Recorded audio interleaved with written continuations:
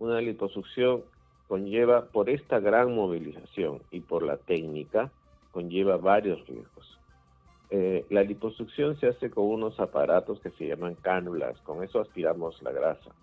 La cánula, para que nos escuche tus oyentes, es una especie de palito de tejer o una especie de aguja muy larga de entre 25 a 35 centímetros más o menos, o sea, como una regla escolar, de un calibre de 0.5 centímetros, o sea, muy delgadita, pero en la punta, esta aguja larga, en la punta es Roma, no Inca. Sin embargo, por sus características de que es larga y que tiene punta, podría perforar. Y ese es un riesgo, que haya perforación de algún órgano. La cánula viaja entre la piel y los músculos, o sea, a nivel de la grasa, y eso es lo que aspiramos, la grasa. Pero por una angulación, o sea, porque cambia el ángulo de la cánula, podría penetrar en algún órgano, y eso es una emergencia que debe ser resuelta de inmediato. Puede haber una perforación de intestinos, puede haber una perforación de un órgano, como ya ha sucedido en casos anteriores. Ese es un riesgo. El otro riesgo es que haya mucha salida de grasa y eso conlleve la mucha salida de sangre, y hay algo que se llama shock hipovolémico o pérdida de sangre, para que los entiendan. Si hay mucha pérdida de sangre, esa sangre debe ser repuesta. O sea, hay una hemorragia masiva y debe ser repuesta. Ese es otro riesgo. Otro riesgo es... Exitosa. Previo a la cirugía están poniendo la anestesia. En ese momento de la anestesia, aun cuando el paciente dijo que no era alérgico a nada, es alérgico a alguno de los componentes que se usan para poner anestesia. Pero el paciente no dijo nada. Doctor, ese paciente nunca fue alérgico. Sin embargo, las alergias son así, se pueden presentar de repente. Ese es otro riesgo y debe ser resuelto en ese momento por los médicos que están presentes, en ese caso el anestesiólogo. Otro riesgo, un shock, se llama shock anafiláctico, y también es un riesgo grande. Otro riesgo es que no pasó que era alérgico a algún componente de la anestesia. Pasa que simplemente la anestesia fue un poco calculada de más para él, o para ese paciente, o era sensible especialmente a esa anestesia. O sea, una intoxicación por alguno de los anestésicos. Entonces, también es algo que debe ser evaluado en ese momento, porque todos estos cosas de riesgo hacen que el paciente entre en un shock cardiorrespiratorio, en un paro cardiorrespiratorio, y haya un alto riesgo de fallecimiento. Voy a conversar con el cirujano plástico de la Sociedad Peruana de Cirugía Plástica, el doctor Carlos Calvo, a propósito de esta muerte en el Hospital de la Policía Nacional del Perú, una mujer que terminó lamentablemente sin vida tras realizarse una liposucción. Doctor Calvo, Alberto Calvo, perdón, el doctor Alberto Calvo. Doctor Calvo, ¿cómo está usted? Muy buenos días, bienvenido a Exitosa. Buenos días. Sí, soy el cirujano plástico Alberto Calvo, pertenezco a la Sociedad de Cirugía Plástica, pero no estoy hablando a nombre de ella. Correcto, perfecto, correcto. Es buena la aclaración, doctor Calvo. Bueno, nos ha llamado la atención desde el día de ayer, bueno, en los últimos 2 días, este tema de la muerte de esta mujer en el Hospital de la Policía Nacional del Perú. Y claro, lo que todo el mundo se pregunta es, el Hospital de la Policía Nacional del Perú brindando un servicio de cirugía estética. ¿Eso es posible, doctor Calvo? Bueno, lo que hay que saber es que las salas de operaciones de los hospitales, que son salas de operaciones completas y de un nivel muy alto, sí están casi capacitadas para ello. Ahora, lo que me pregunta, yo escuché hablar al anterior jefe de servicio del hospital de la policía, que decía que no se hacían ahí cirugías plásticas estéticas, sino cirugías plásticas reconstructivas. Pero estamos hablando en este caso de una liposucción. ¿Esa es una cirugía reconstructiva? Estética. No, es una cirugía estética que, según lo que refiere el jefe, no debió haberse realizado. Correcto, entonces digamos ahí hay como 2 aspectos, ¿no? Desde el aspecto, podamos decir, médico, de equipamiento, de implementación, un hospital, en este caso la policía, debería estar en capacidad perfectamente de realizar esas operaciones. Lo otro es un asunto más que tiene que ver con el tema legal, con el asunto del nivel de competencia. Si un hospital que en este caso está al servicio de la policía podría estar desarrollando este tipo de cirugías. Creo que esas son las 2 diferencias, ¿no? Claro, ahí tendría que ver su reglamento, ¿no? ¿Qué dice su reglamento? Si su reglamento es para eso, ¿no? Que si Correcto.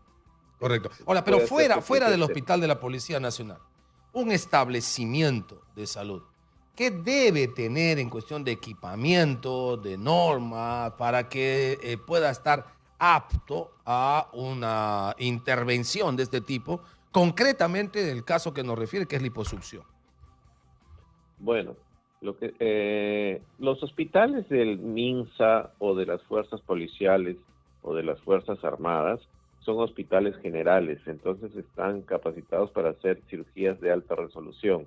Entonces, yo no diría que no tiene todo lo que debe tener, resucitadores, sala de operaciones con equipamiento completo, que debe estar presente aparte del cirujano especialista, debe estar un cirujano ayudante para que asista a la operación, debe haber anestesiólogo o anestesióloga presente, además del equipamiento técnico de enfermeras y enfermeras técnicas para que asistan. El personal debe estar completo y los aparatos, que son muy importantes cuando uno opera, deben estar presentes. Ok. ¿Eso incluye necesariamente ya una unidad de cuidados intensivos en lo que usted nos ha dicho o debe estar cerca o dentro del establecimiento una unidad de cuidados intensivos por si acaso haya algún tipo de dificultad, de problemas o de riesgo Claro, que se pueda claro. generar? Ahí hay un problema con la ley peruana que en algunos que no exige unidades de cuidados intensivos para poder operar. Exitosa. Pero en un hospital de ese tamaño debería haber o debe haber, y supongo que habrá una unidad de cuidados intensivos, no cerca, ¿no? Sino dentro del mismo establecimiento. Ya, pero lo que usted nos dice es que en la normativa, en la parte legal, no hay una obligatoriedad para que en un centro donde se haga, por ejemplo, liposucción, haya la obligatoriedad de tener una unidad de cuidados intensivos. Así es. Pero estamos hablando de centros de menor resolución, no un hospital. Sí, claro. Por ejemplo, una clínica especializada solo en cirugía estética o una clínica más pequeña, de estancia, le dicen de estancia no permanente o de cirugías de día, o sea, operaciones que no necesitan hospitalización. ¿Y la liposucción es una intervención que tiene un mayor riesgo que otras en el ámbito de las cirugías estéticas? Claro, es una cirugía grande en que hay una gran movilización, es una cirugía completa, hay gran movilización de tejidos. Tejidos nos referimos al tejido graso, o sea, liposucción, aspiración de grasa. Aspiramos 2, 3, 4, 5 litros de grasa. Cuando aspiramos grasa no es que sale la grasa sola, sale con más o menos un 10 o 20% de repente de la técnica usada de sangre. Entonces hay gran movilización de grasa y tejido. Y cuando movilizamos esto, en el cuerpo pasan muchas cosas. En el medio, reacciones químicas que hacen que el paciente tenga que ser severamente cuidado por el anestesiólogo y el cirujano. Y esto se puede hacer en un centro que se llama eso que usted nos acaba de decir recién, que no es de alta resolución, de estancia corta. ¿Sí se puede hacer una liposucción ahí? Legalmente, digo. Legalmente, si son ambulatorias, o sea, no es una lipoescultura corporal completa, sino una liposucción que le decimos regional, solo una parte del cuerpo. Ok. Y normalmente, según la clínica, ¿cuáles son, digamos, los riesgos que puede generar una liposucción? Y que en todo caso, ¿cuáles son, cuando se han dado, las causas de muerte? Una liposucción conlleva, por esta gran movilización y por la técnica, conlleva varios riesgos. La liposucción se hace con unos aparatos que se llaman cánulas, con eso aspiramos la grasa. La cánula, para que nos escuche tus oyentes, es una especie de palito de tejer o una especie de aguja muy larga de entre 25 a 35 centímetros más o menos, o sea, como una regla escolar, de un calibre de 0.5 centímetros, o sea, muy delgadita, pero en la punta, esta aguja larga, en la punta es roma, no inca. Sin embargo, por sus características de que es larga y que tiene punta, podría perforar. Y ese es un riesgo, que haya perforación de algún órgano. La cánula viaja entre la piel y los músculos, o sea, a nivel de la grasa. Y eso es lo que aspiramos, la grasa. Pero por una angulación o sea, porque cambia el ángulo de la cánula, podría penetrar en algún órgano y eso es una emergencia que debe ser resuelta de inmediato. Puede haber una perforación de intestinos, puede haber una perforación de un órgano, como ya ha sucedido en casos anteriores. Ese es un riesgo. El otro riesgo es que haya mucha salida de grasa y eso conlleve la mucha salida de sangre y hay algo que se llama shock hipovolémico o pérdida de sangre, para que los entiendan. Si hay mucha pérdida de sangre, esa sangre debe ser repuesta. O sea, hay una hemorragia masiva y debe ser repuesta. Ese es otro riesgo. Otro riesgo es... Exitosa. Previo a la cirugía están poniendo la anestesia. En ese momento de la anestesia, aun cuando el paciente dijo que no era alérgico a nada, es alérgico a alguno de los componentes que se usan para poner anestesia. Pero el paciente no dijo nada. Doctor, ese paciente nunca fue alérgico. Sin embargo, las alergias son así, se pueden presentar de repente. Ese es otro riesgo y debe ser resuelto en ese momento por los médicos que están presentes, en ese caso el anestesiólogo. Otro riesgo, un shock, se llama shock anafiláctico y también es un riesgo grande. Otro riesgo es que no pasó que era alérgico a algún componente de la anestesia. Pasa que simplemente la anestesia fue un poco calculada de más para él o para ese paciente, o era sensible especialmente a esa anestesia. O sea, una intoxicación por alguno de los anestésicos. Entonces, también es algo que debe ser evaluado en ese momento, porque todos estos cosas de riesgo hacen que el paciente entre en un shock cardiorrespiratorio, en un paro cardiorrespiratorio y haya un alto riesgo de fallecimiento. Ok, muchos de los de la causa que usted nos está señalando de los riesgos pueden derivar en muerte entonces, ¿no? Claro que sí, todos los que hemos referido, todos pueden derivar en el fallecimiento de la persona. Y eso incluso habiendo, me parece que como condición previa obligatoria, tenido el paciente una evaluación quirúrgica, de riesgo quirúrgico, que le puede dar más o menos cuál es el estado de salud y si es que está apto para esta operación, ¿no? Claro, es que el riesgo quirúrgico evalúa eso, el riesgo. Riesgo quiere decir que algo te puede pasar. Ese es un riesgo, que es el riesgo que evalúan las compañías de seguros, el riesgo de salir a la calle y que me atropellen, es un riesgo que está implícito por los eventos.